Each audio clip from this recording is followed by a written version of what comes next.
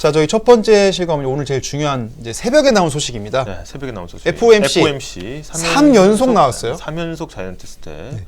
아, 이게 FOMC부터 설명 좀 드리면 이제 미국 은행의 대빵인 연방준비제도에서 이제 미국 금리를 오르락내리락 하지 않습니까? 회의를 하죠. 회의를 하는데 이 연방 공개 시장 조작이라고 해서 하여튼 뭐 말은 어렵지만 그냥 금리 결정하는 회의라고 보시면 그렇죠. 돼요. 네, 우리로 치면은 한국은행 금융통화위원회 그거랑 똑같은 거죠. 금융통화위원회도 땅땅땅 하면은 그 위원들끼리 어떻게 해? 밥 먹으러 가죠. 밥 먹어 가야지. 그렇지. 회의도 좀 하고. 금리 올리고 밥 먹으러 가잖아. 뭐 염위원 어디 잘 지냈어? 뭐 아유, 밥이나 먹자고. 요즘 경제 이런 상황이 좀 어떤 것 같아? 뭐 이렇게 밥이나 먹자고. 이런 거죠. 이렇게 얘기하신 거죠. 네. 그래서 실제로 FOMC가 한번 열리면 기준금리가 발표가 되고, 그렇죠. 그 다음에 이제 그 스테이트먼트라고 하는 이제 그 파월의 연설이 있습니다. 코멘트가 있죠. 코멘트가 있고, 그 다음에 이제 그 포캐스팅이라고 해서 이제 향후 전망. 3단계네. 그렇죠? 3단계 향후 전망까지 내요. 일단 올리고 설명하고 네. 다음 비전 제시하고 세 그렇죠. 가지죠. 세 가지인데 일단 지금 우리 자이언트 스텝은 이제 기자들이 이제 머리 기사에 많이 써먹었어요. 그렇죠. 이번에 FOMC 3연속 자이언트 스텝 하는 거 아니냐? 이 자이언트 스텝이 하는 거 아니냐? 이렇게 얘기를 하는데 그러니까 이제 뭐야?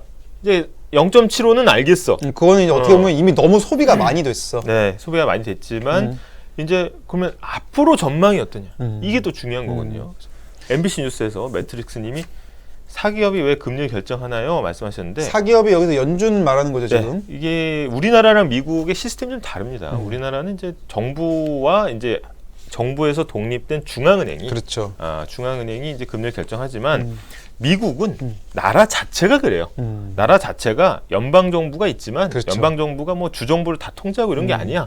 게다가 이제 그 자유은행 제도라고 해서 은행 제도가 발전할 때 굉장히 뭔가 이 관치, 금융 이런 거에 대한 이제 반발심이 굉장히 큽니다. 그렇죠. 정부 니네가 뭔데 우리 그 은행 이 돈 장사 좀 하겠다는데 그래서 이 어떻게 보면 주마다 이제 민간 은행들이 설립이 돼 있고. 심지어 연방은행도 우리가 항상 얘기할 때 뭐라고 얘기하면 미국의 중앙은행 격인 중앙은행이라고 안 해요. 네, 중앙은행 격 이렇게 합니다. 그래서 이제 지분 구성은 굉장히 철저하게 비밀로 붙여져 있지만 연방준비제도는 어떻게 보면 이제 주식회사라고 볼 수 있습니다. 아니 그래서 음모론이 나오기도 해요. 네. 거기 뭐 일루미나티 뭐 이런 얘기 나오죠. 유태익의 자본들이 좌지우지한다, 네. 우리 개미 털기 한다, 뭐 이런 얘기도 나오긴 하는데. 하지만 이제 이 연방준비제도가 굉장히 공공성을 강하게 띱니다. 그래서 이게 무슨 사기업의 어떤 영리 추구하고는 많이 달라요. 그래서 인플레이션 파이터로서의 역할을 한다 지금. 왜냐하면 이게 자기들 나라에서만 꼼짝꼼짝하는 게 아니라 전 세계에 영향을 너무 많이 주기 때문에. 구루미님, 뱅크 오브 아메리카의 준한 위치는 뱅크 오브 아메리카는 그냥 민간 은행입니다. 사금융이에요, 이분은. 그냥 우리 시중 은행이라고 보시면 되고 투자은행도 경험하고 있지만 어쨌든 연방준비제도하고는 완전히 다른 얘기입니다. 네.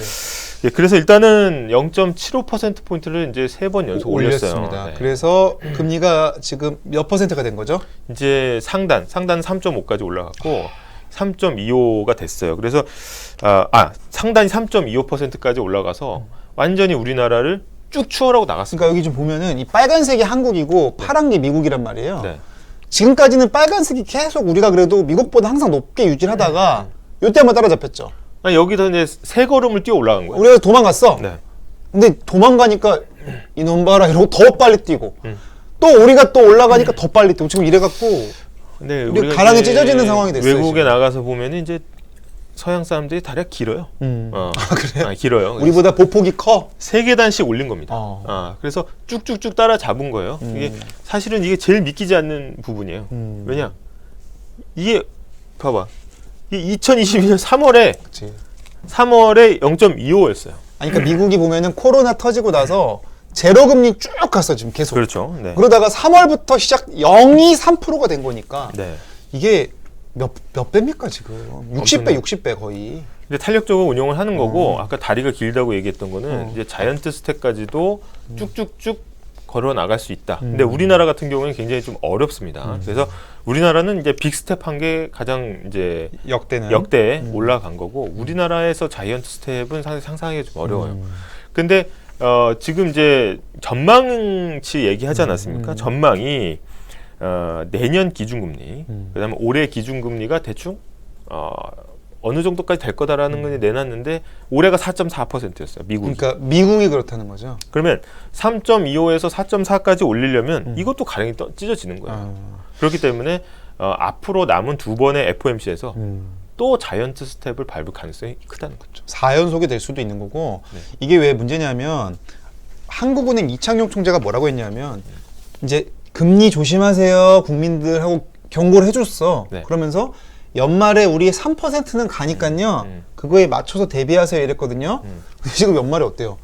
우리 3% 가도 못 따라잡아 미국을. 그러니까 지금 맞아요. 그 계획도 수정해야 될 가능성도 나오는 거죠. 맞습니다. 그 질문이 좀 들어왔는데 디 오더님이 MBC 뉴스에서 현재 식량난이 자주 언급되고 있는데 실제로 식량난이 올 가능성이 있다는데 FOMC의 금리 인상 판단 기준은 식량 가격으로 본다고 들었습니다. 그럼 식량 금액이 더 오를까요? 이렇게 하셨는데 좀 설명해주면 식량이라기보다는 그 소비자 물가 지수라든지 PC라든지 이런 생산자 물가 이런 물가 지수를 많이 봅니다. 그렇기 때문에 물가 지수가 예상치보다 높게 나왔거나 거세게 나올 경우에는 계속해서 금리를 올릴 수밖에 없어요. 예. 그러면 고용 지표도 좀 참고를 하죠. 고용지표를 참고하지만 예전에는 두 개를 다 받고 실제로 이거를 좀 바꾸려는 움직임이 있었어요. 야, 우리가 인플레이션만 싸우는 게 아니고 이 종합적으로 경기도 좀 보고 그렇죠. 이렇게 할 거다. 이 얘기인즉슨 경기 안 좋으면 금리 내릴 수 있다는 얘기인데 그게 아니고 지금은 지금 국면은 특별하지. 어제 파월의 연설, 그러니까 오늘 새벽에 나온 파월의 연설을 제가 쭉 봤는데 단호합니다. 단호박이야. 와가지고 나랑 우리 동료들은 물가 잡는 게 더 중요하다고 본다. 그래서 지금은 사실 물가 변수를 주로 보고 있다. 그런 상황인 건데 지금 아니에스님 우리나라 IMF 또 오는 거 아닌가 하셨는데 이건 조금 다른 문제긴 하지만 환율이 치솟고 어려운 상황인 건 맞지만 IMF가 오는 거는 어떻게 보면 이제 외환 보유고가 바닥나거나 아니면 이제 진짜 그 경제 위기 상황으로 가서 외국 자본이 썰물처럼 빠져나갈 때 오는 거거든요. 근데 그런 정도의 경제 위기 상황은 아직까지는 그렇게 높지 않다. 그러니까 IMF는 어떻게 보면은 우리가 타던 배에 구멍이 나서 배가 가라앉은 사고라고 보면 될 것 같고 지금 상황은 전체적인 해수면 하락도 있는 거죠. 네. 세계 경제가 달러가 모든 걸 빨아들이면서 지금 우리뿐 아니라 지금 유로화나 엔화까지 동반 약세를 보이면서 다들 지금 어려운 상황. 이게 또 전쟁이라는 특수한 변수도 당연히 있는 거고 그렇다 보니까 좀 차이는 있으나 우리는 사실 고령화라든지 또 산적한 문제가 또 있다 보니까 걱정은 많이 나오는 그런 상황이긴 한 것 같아요. 네, 그리고 이제 H님, 미국 금리와 원달러 환율의 상관관계도 있나요? 당연히 있습니다. 당연히 있지. 왜냐하면 이 환율이라는 거는 상대적인 거거든요. 그래서 우리가 달러를 구할 때 원화를 얼마 줘야 되냐라고 했을 때 지금 금리가 계속 오르잖아요. 그렇죠. 그럼 금리가 오르면 진짜 단순하게 얘기해서 은행이 금리 많이 쳐주는 거야, 이자를. 그렇지. 그러면 돈 그냥 밖에서 들고 있던 사람한테 야 그냥 은행에 넣어놓는 게 낫겠다. 아니 기준금리가 3%면 미국 은행에서 한 4~5% 이자 주는 거 아니에요? 예를 들어서? 그렇죠. 예. 그럼 당연히 글로 다 늘려 그러지. 그러면 시중에 있던 돈줄이 은행으로 빨려 들어가면서 그렇죠. 마르게 되는 겁니다. 그러면 달러 구하기가 쉽겠어요? 어렵겠어요? 달러가 어려워지죠. 더 어려워지죠. 시중의 달러는 줄어들죠. 그럼 야 달러, 야 존슨, 달러 좀 줘. 이러면 뭐래? 존슨은 누구야? 아니 그러니까 뭐 어쨌든 그러니까 뭐 이렇게 외국 사람. Hey 존슨? 헤이 존슨, Give me 달러? 하면은 뭐라 그래? 더 원화를 많이 달라고 할 거 아니야? No, my 그럼- friend. Too cheap. 막 그럼 이러면서. 인도계예요? 죄송합니다. 네. 아무튼 어쨌든 그래서 이 원화 환율이 오르는 겁니다. 거기다가 전쟁 같은 게 나면 네. 불안 심리가 커지잖아요. 그렇죠. 야 이거 이러다가 이거 지구에 핵 터지면 이거 다 망하는 거 아니야? 네. 이러면 사람들이 안전한 자산을 찾는 심리가 발동하잖아. 맞습니다. 그럼 코인 주식을 넣어놓으면 휴지 조각 될 수 있잖아. 네. 그러니까 다 빼서 뭘 사겠어? 탑백을 달러 사놓는 거죠. 그러니까 수요는 달러로 몰리는데 달러는 정작 다 빨아들이면 당연히 가격은 당연히 이제 올라가는 거죠. 네, 그래서 원달러 환율이 올라가는 게 달러 값이 올라가는 겁니다. 네. 이래서 일단은 이제 어떻게 보면은 H님 드웨인 존슨 아니냐고 그러시는데 그냥 아니죠. 그 존슨 아니죠. 존슨 아닙니다. 예. 아무튼 그래서 유기봉님 그럼 원자재는 어떻게 되나요 물어보셨는데 원자재는 사실 이제 공급 측 측면은 그렇죠. 크게 이거하고 상관없지만 당연히 한국 입장에서 볼 때 내가 이제 물건을 떼주는 그 원자재 떼와야 되잖아. 그렇죠. 생산을 하려면 그럼 존슨한테 물어보고 존슨한테 Hey 존스, 이제 주문서를 낼 거 아니야. resource please. 그러면 뭐래? 달러로 받는다고 할 거야. 아, 그렇지. 내가 원화로 줘가지고 원자재 달라면 그렇지. 줘야 안 줘요? 원자재도 달러로 사오죠. 아, 안 주니까. 그러면 원자재 주세요 하면 달러 내놔라 그러면. 아, 그럼 달러를 어디서 구해야 되잖아. 달러 또 올라가는 거죠. 또 올라. 실제로 지금 중동 지역에서 원유를 사올 때는 네. 무조건 달러로만 결제하도록 돼 있고요. 네. 그게 사실 1970년대에 석유 달러 결제 협정이라는 게 맺어지거든요. 네. 저희가 그 내용은 저희 딩딩 국제 네. 지금 6강에 올라가 있습니다. 대통령이 어느 날 드라마에서 볼 수 있을 것 같아요. 근데 그 연기가 사실 영어를 잘 하는데 네. 이게 시대상에 맞춰서 한 거지 지금. 그렇죠. 네. 제가 뭐 영어도 뭐 영국 영어도 되고 미국 영어 되고 네. 인도 영어 다 됩니다. 네, 인도 영어 그래서 되고. 원하는 영어. 아까 약간 인도계였어. 네. 아까는 사실은 제가 필리핀 쪽. 아, 필리핀 쪽? 예. 필리핀 쪽 한번 My friend, only $1. Only $1. Very cheap price. Very good product, my friend. 무조건 프렌드지. My friend. 마이 프렌드. Only $1. 네, 이런 게 되고. 아, 이게 뭐 특정 그건 아니에요. 그렇죠. 네, 네. 네. 아니, 관광지에 가면 많이 계신 분들. 네. 자, 아까 제가 질문 소개 뭐 하다가 여기까지 온 거예요, 지금? 마이 프렌드 only $1. 기본적으로 아까 누가 질문하셨는데 그 국민연금하고 통화수합. 그죠. 예. 질문. 질문. 통화수합 얘기 나왔었어요. 네, 참. 제가 딴 거 설명하다가 했는데 이게 뭐냐면은 이제 한미 통화 수합을 이제 추진한다 그랬었잖아요. 그래서 이 통화 수합을 먼저 설명해 드리면 우리가 마통이라고 얘기를 하죠. 마통 뚫는 거지. 되게 달러 마통을 뚫는 거야. 왜냐면 시중에서 달러 구하기 너무 어렵잖아. 그러니까 미국이 달러가 제일 많죠. 그러니까 미국한테 야, 우리 달러 마통 하나만 뚫어주라. 그러면 이제 그래, 필요할 때 얘기해. 그러면 이제 마통 한도까지는 뚫어줘. 그래서 지금 달러가 막 급해. 환율이 오르고 그쵸, 있어. 그쵸. 그러면 존슨한테 전화할 거 아니야. 그래서 또 존슨이야. 그지 뭐 재무부 뭐 있을 거 아니야. 그래서 재무부 존슨. 한미 통화 수업에 따라서 달러를 좀 쓰자. 마이너스 통장처럼 인출이 가능한 겁니다. 달러 그쵸, 인출이. 그러면 외환 시장이 그걸 갖다가 외환 시장에 풀면 외환 시장 안정되는 거죠. 근데 그러니까 사실 비슷한 게 저 같은 경우에 현금 잘 안 들고 다니잖아요. 그렇죠. 그러니까 조의금을 할 일이 생기면 현금이 없는 거야. 그럴 때 이제 현금 있는 사람들 야 현금 있냐? 내가 돈 붙여줄게 이렇게 많이 하거든요. 그치. 근데 그런 식으로 어떻게 보면 그것도 일종의 수합이야. 일단 네 지갑에 있는 돈 내가 쓰고 나중에 내가 줄게. 이거를 해놓으면은 당장 안 써도 일단 마음은 안심되잖아. 그렇죠. 뭔 일 터져도 내가 내일 현금이 있는 거잖아. 근데 여기서 마찬가지다. 핵심은 고정된 환율로 달러를 구한다는 거기 때문에 통화 수합 같은 경우에 마통이 원래 그래서 좋은 거 아니겠습니까? 언제든지 빼서 쓸 수 있는. 그렇죠, 그렇죠. 그래서 이 통화 수합은 사실은 체결해놓고 통화 수합으로 빼쓴 경우 많잖아요. 다만 이제 외환시장이 야 우리 마통 한 8천 뚫어놨어. 어떻게 마음이 든든하지? 나 절대 안 자빠져. 마음이 버틸 수 든든한 있어. 거. 그래서 이제 대외 신인도라든지 외환에 대한 방어가 되는 건데 지금 심은정님이 질문하신 거는 이제 국민연금과 통화수합 제기는 무슨 뜻이냐? 그러니까 지금 뭐냐면 한국은행이랑 미국 연준이랑 하는 건 알겠어. 미국 달러 땡겨오는 건 알겠어. 근데 국민연금을 또 땡긴다는 거죠. 요거는 이제 한미 통화수합하고 조금 다른 게 이제 국민연금이 사실 달러 먹는 하마예요. 왜냐 해외 투자를 해야 되잖아. 전체 자기 펀드액의 절반 이상이 지금 해외 투자가 돼 있단 말이야. 그러니까 달러를 막 빨아들여 하마가. 그러니까 하느니 외환 보유고를 막 풀어가지고 타도 티가 안 나. 그러니까 저번에 국민연금이 막걸리 양조장이네. 그렇지. 거기 막걸리 만들려고 쌀을 이미 많이 사놓은 거 아니야? 막 쟁여놓는 거야. 그럼 밥할 때 쌀 필요해도 거기 가도 되잖아. 야, 근데, 막걸리 할 거 나 한 대빵만 가져와. 근데 요건 쓸게. 뭐냐면은 이제 막걸리 양조장이긴 한데 그런 겁니다. 국민연금이 해외 투자를 해야 돼. 달러가 필요하잖아요. 그럼 이제 외환시장에서 달러를 사잖아, 왕창. 그렇지. 그러면 외환시장 어떻게 되겠어? 달러 값이 오르잖아. 올라가지. 야 그렇게 하지 말고 한은에서 빌려줄게. 아, 야 괜히 그 외환시장 나가가지고 물 흐리지 말고 나한테 가져가. 내 쌀 갖다가 내 막걸리 쌀, 빚어라 해. 이거구나. 자꾸 쌀 시장 지금 어려운데 자꾸 거기다가 손 벌리고 그러면 가격만 올라가잖니. 그러니까 우리끼리 수합하고 외환시장 건들지 마. 니네가 큰 손이니까 니네가 한번 사가면 그렇죠. 난리나. 그렇죠. 나하고만 거래해. 그렇죠. 그래서 통화 수합을 한 겁니다. 그렇게 따지면 뭐야? 이 국민연금 입장에서는 한은의 달러를 빌렸으니까 굳이 외환시장에 손댈 필요 없고 그 외환시장에 큰 손이 없어지니까 그만큼 달러 가격이 조금 안정될 수 있다. 근데 그것도 네. 전체적인 외환 거래 규모에 비하면 사실은 이제 맞습니다. 가진 수단을 다 동원하는 어떻게 보면 저는 이거 어떻게 보냐면 삼국지 보면 거기서 장비가 이제 조조군이랑 대치하는데 병력이 없어요. 후달려. 그러니까 통만 치지. 야 이놈 이러니까 이제 조조가 또 쫄아. 막 말먼지 막 일으키니까 야 가자 이러는데 그러고 장비가 자기가 쫓아올까봐 다리 끊어버려. 그러니까 조조가 어떻게 해요? 야 저놈도 아무것도 없었네.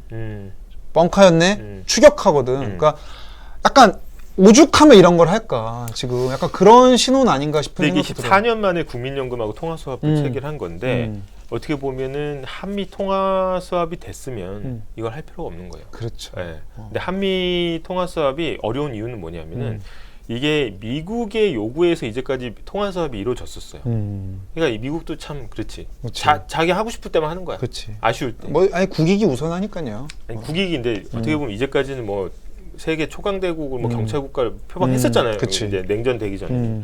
그러니까 어떻게 보면 이거 한미 통화 수합을 한국에게만 특혜를 주기 어려운 거지. 그렇지. 예. 왜냐면 좀 다 줄 서 있거든. 다 주소 있어요. 그러니까 저는 이제 말씀드리는 게 당연히 이제 국민연금이라 통화 수합하면 효과 있겠지만 네. 결국은 이제 한미 통화 수합 불안한 거 아니야라는 어느 시장에 네. 역시건으로 줄 수도 있지 않나 문득 그래, 그런 맞습니다. 생각도 든다는 거죠. 예. 자, 그러면은 일단 기준금리 얘기는 요 요 얘기를 좀 못했는데 예. 경기 침체 얘기만 짧게 하고 갈까요 그러면? 아니요, 저기 그 빌런 사냥으로 넘어가. 빌런 사냥 넘어가서 네, 알겠습니다. 하시죠. 네, 빌런 사냥. 네, 기사 볼 때 이제 숨이 턱턱 막히게 하는 것들 잡아가지고 저희가 격파해드리죠. 네, 오늘 빌런 보겠습니다. 오늘 빌런. 점도표. 이 점도표 나 이거 뭔지 알 것 같아. 점도가 뭐냐면 약간 끈적거리는 걸 점성이라고 하잖아. 그러니까 막 얼마나 얼굴이 끈적이는가 이걸 표로 그린 거 아닙니까? 네, 이게 어제 망사용료에 이어서 망사 시스루 망원에 이어서 이번에 또 점도 망원이 나왔네. 이거 띄어쓰기 잘해야 돼. 어, 점도표는 아니죠. 그냥 점도표예요. 띄어쓰기 없습니다. 그러니까 내 말은 점도 플러스 표가 아닌 거죠. 점도표입니다. 그렇죠. 점 플러스 도표입니다. 귀에 점이 있네. 점 있어, 점. 어. 점도표. 저 점 찍는 거야. 점도표입니다. 일단 뭔지 그림부터 볼까요? 아니 아까 한번 보시죠. 보자고. 네. 이거야 이거. 이거 확대 좀 해주세요. 되게 없어 보이지 않아요? 되게 없어 보이는데 응. 모든 세계 경제 매체들이 새벽에 이거에 주목합니다. 이거에 주목했습니다. 난리가 났어 오늘 새벽에. 그러니까 이거 좀 알아봐야겠죠. 보면은 도표는 도표인데 뭐가 찍혀 있어요? 더트가 도트. 점이 찍혀 있어. 그래서 이거를 도트 플랫이라고 하죠. 근데 저는 잘 모릅니다만 일단 옛날에 프린터 중에 이제 도트 프린터라는 게 있었어요. 띠디디디 점을 찍어서 하는 띠디디디 거. 이렇게 난 하는 몰라. 프린터가 근데 있었지. 도트 프린터 있었는데 어쨌든 그 도트 할 때 그 도트다. 그러니까 점이 엄청 많이 찍힌 도표가 나오는데 네. 이 점을 프린터가 찍는 게 아니라 네. 굉장히 센 분들이 찍는 점이죠. 쿠기님 점들의 도표. 정확해. 예. 굿. 이 그래서 점을 이제 누가 찍는 겁니까? 아까 뭐라 그랬어? 우리 금통이처럼 FOMC가 회의를 하잖아. 밥 먹기 전에 그러니까 밥을 몇 명이서 먹냐면 19명이 먹습니다. 19명이 먹어. 18명은 초청하고 한 명은 이제 아까 나왔던 파월. 그래서 19명이 이제 밥을 먹는데 아니, 회의를 하고. 근데 밥 먹기 전에 식당 가기 전에 이제 식당 어디입니다 하고 가기 전에 어떻게 해요? 잠깐만 위원님도 저희 가시기 전에 점 하나만 좀 찍어 점 하나만 찍고 가세요. 예. 예, 저희 설문조사 좀 알았어 할게요. 하는 거 아니야?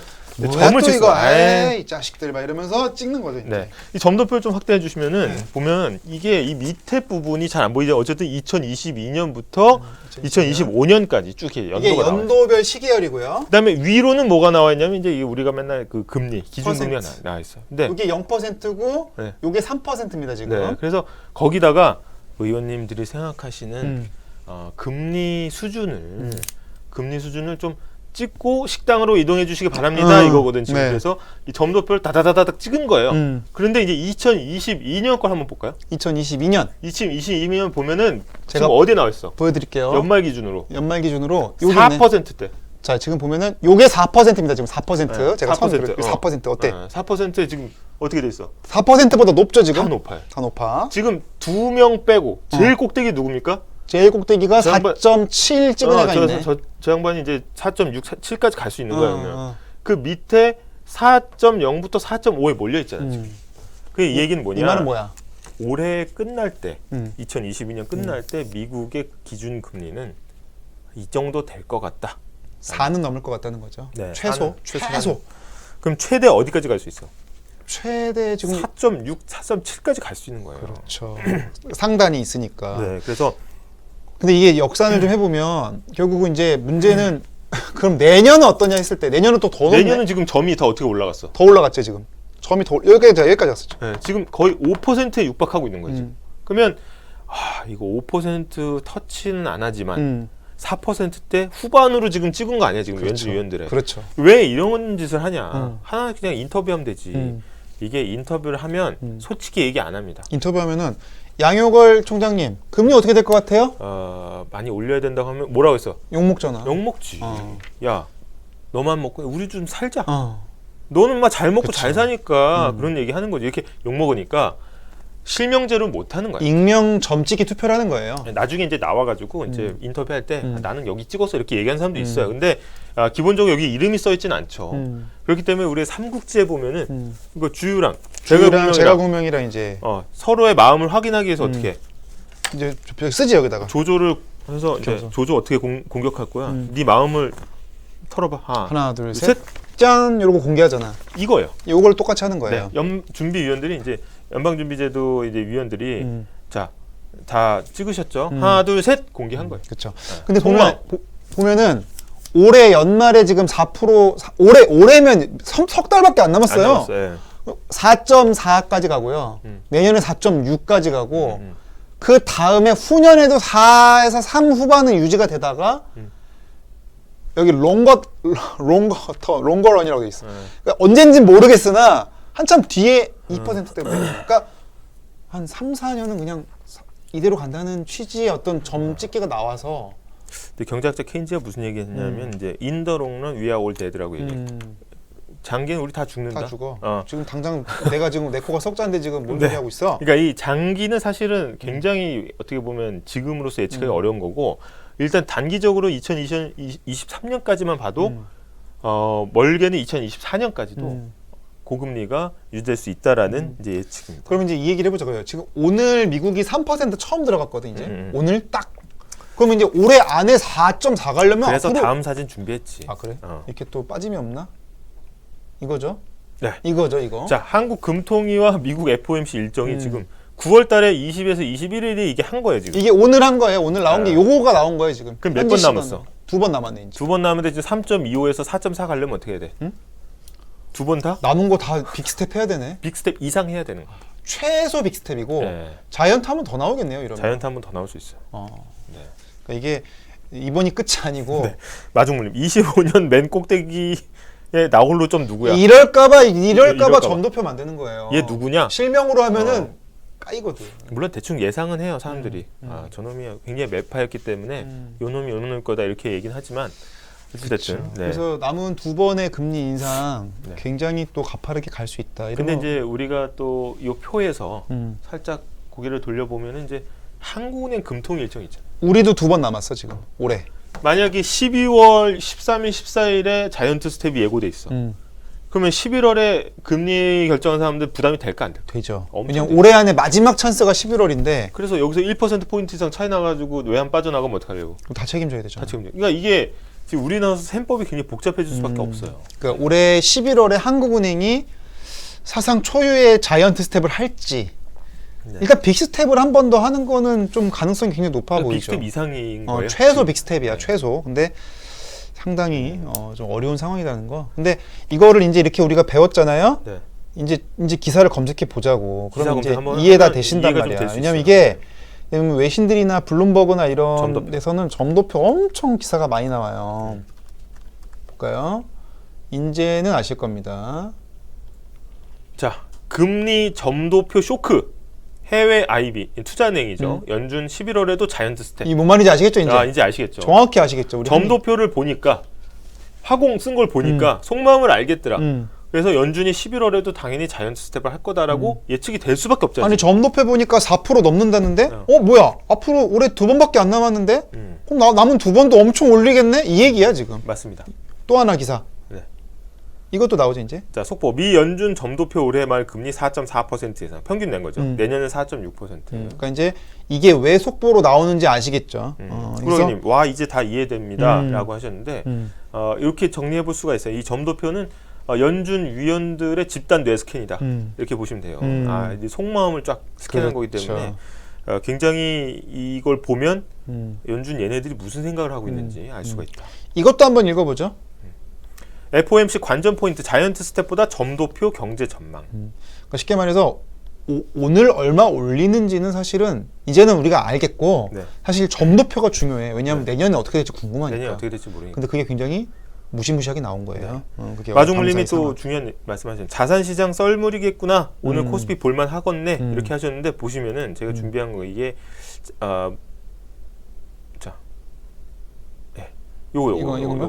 부동산 이거? 어제 발표가 있었는데 정부의 2차 규제 지역 조정 결과가 그렇죠. 나왔습니다. 이게 부동산 규제가 이제 투기 과열 지구하고 이제 조정 지역이 있는데 조정 대상 지역이 있는데 많이 풀어줬어요. 투기 과열 지구에서 조정 대상 지역으로 그 다음에 조정 대상 지역에서 비규제 지역으로 많이 풀어줬는데 이렇게 되면은 예를 들어서 그 해제가 되면 투기 과열 지구에서 해제가 되면 이제 재건축 재개발 이런 뭐 소위 우리가 얘기하는 딱지 같은 거 거래가 됩니다. 그러니까 어떻게 보면 거래 숨통을 좀 틔워주는 거예요. 이 얘기는 뭐겠어요? 자산 시장이 그만큼 부동산 시장이 냉각되는 거지. 안 좋다는 얘기예요. 지금. 이렇게 규제를 풀지 않으면 시장 자체적으로 커지지 않는다는 거죠. 그렇죠. 네. 근데 이제 이렇게 말하면은 아니 집값 잡는다더니 왜 또 다시 규제 푸는 거야 이렇게 말씀하실 수가 있는데 네. 이게 집값을 잡을 때 잡더라도 연착륙은 되게 중요한 거죠. 네, 맞습니다. 갑자기 떨어지면 저희가 딩딩 경제에서 깡통 전세 얘기도 해드렸지만은 네. 여러 가지 부작용이 나올 수 있고 여러 가지 부작용이 나올 수 있습니다. 이게 매매가가 이렇게 가파르게 하락하면은 전세는 텀이 고정돼 있잖아요. 그렇죠. 전세입자한테 피해가 갈 수가 있어요. 깡통전. 그리고 우리 인구의 절반은 무주택자지만 또 절반은 유주택자입니다. 그러면 유주택자들 입장에서는 소비가 위축되거나 가게가 또 힘들어지거나 이런 게 전반적인 경기에 또 당연히 부정적 영향을 줄 수 있기 때문에 내려가는 거 당연히 필요하지만 그것도 속도 조절 반드시 필요한 한 부분이거든요. 범블비님이 점도표가 마치 앞으로 뭘 할지 계획한 것 적은 포스트잇인 셈이네요. 맞습니다. 네. 근데 점도표가 사실은 바뀌긴 바뀌죠. 이 점도표가 믿을 건 못 돼요. 한번 점도표 다시 한번 다시 보자고. 네. 이게 우리가 이제 과도하게 공포를 또 할 건 없는 게 뭐냐면은 2021년 점도표를 제가 생생하게 기억해요. 2021년 당시. 2021년 점도표는 뭐였냐면 2022년에는 금리 인상이 없었어. 내년까지는 금리 인상은 없고요. 2022년 한 해는 금리 인상 없어. 내후년부터 있어요라고 작년에 말했어. 작년에 말했어. 근데 지금 어떻게 된 거야? 완전히 바뀌었지. 아니 그래서 2022년에는 금리 안 건드립니까? 지금 금리 건드릴 필요도 없어요. 테이퍼링만 해도 충분해. 이렇게 테이퍼링이 이제 그치. 자산 축소하는 건데 그렇게 따지면은 지금 이건 뭐냐 대체? 근데 이제 사실 그 사이에 변수가 있던 건 우크라이나 전쟁이 1월에 발발해요. 1, 네. 2월에. 그러면서 연준이 기름값, 가스값 뛰면서 지금 완전히 국면이 바뀐 건데 맞습니다. 반대로 뭐 러시아가 만약에 그럴 리 없겠지만 항복해. 기름은 공짜로 풀어. 그럼 바로 또 내려가겠죠, 금리. 네. 그러니까 예를 들어 그런 문제입니다. 그래서 외부 환경 변화에 따라서 점도표도 매번 바뀐다. 네. 그리고 그걸 좀 알아두시면 좋을 것 같아요. 지금 단호박이라고 했잖아요. 파월 의장이 대표적인 비둘기파로 꼽혔습니다. 그쵸. 그 사진 한 번 보시면 이거 보면 지금 아니 볼커 이거죠. 이 폴 볼커라고 한 방에 4% 포인트 올린 사람이 있어요. 이 뭐 전설입니다. 이 사람이 이제 그쵸. 물가 잡는다고 오일 쇼크 전후로 해서 4% 포인트로 해서 그게 이제 채권 딜러들한테는 이제 토요일 밤에 대학살이다 그쵸. 뭐 이렇게 얘기하는데 이 사람을 따라가는 지금 파월이 그런 국면을 보이고 있다. 오늘 그 파월이 연설에서 무슨 단어를 언급했냐면 keep at it, keep at it이란 표현이 나와서 동사 표현이. 근데 그게 이 볼커가 썼던 책 제목이에요. keeping at it. 이 말 뭐냐면 볼커 형님 따라갈 수 있다는 듯한 느낌이 줄 거야. 내가 오키 성대모사 한 거야. 그러면 염 총장에 대한 오마주 아니야? 그렇지. 그런 거지. 그래서 안 합니다. 상당히 경기 침체를 감수하고 금리 올리는 걸 강행했던 80년대 볼커의 단어를 차용한 파월의 오늘 발언이 앞으로 미국의 경기 침체를 감수하고도 금리를 이 당시 시위 사진이죠. 그 볼커 집 앞에 몰려왔대요. 네. 너 우리는 일자리를 원한다. 그래서 또 이렇게 지금 가고 있다는 거 설명드리면서 오늘 빌런 사냥은 이렇게 빌런 사냥까지 해서 오늘 FOMC 다 정리했죠. 이제 정리했습니다.